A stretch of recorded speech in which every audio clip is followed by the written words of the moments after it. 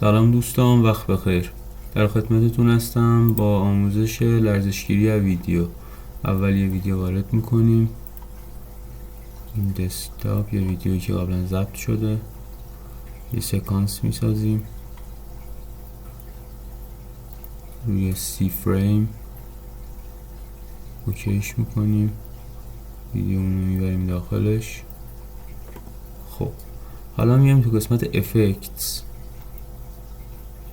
گزینه وارپ که من قبلا جستجو کردم و میزنیم وارپ، بعد وارپ استابلایزر رو میاریم روی ویدیو اعمال میکنیم.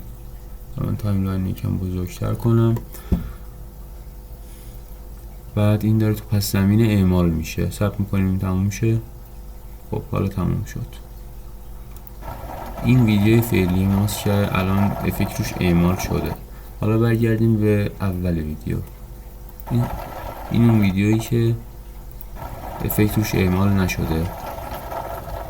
خب حالا یه بار دیگه افکت رو میاریم روش. خب مشاهده کنیم کاملا لرزش ویدیو رو گرفت. بعد تو قسمت افکت کنترل هم اینا یه تنظیماتی داره که نسبت به کاری که انجام میدید میتونید تنظیمش کنید.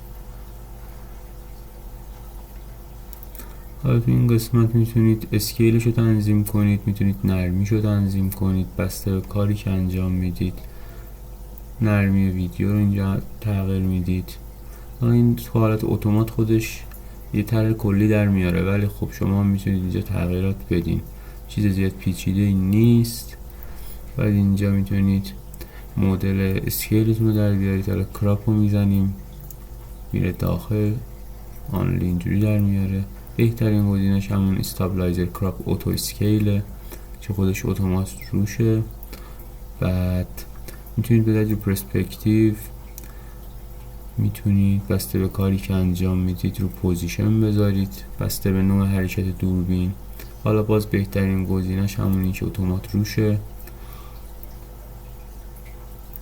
خب امیدوارم لذت برده باشین. هر سوالی بود در خدمتتون هستم.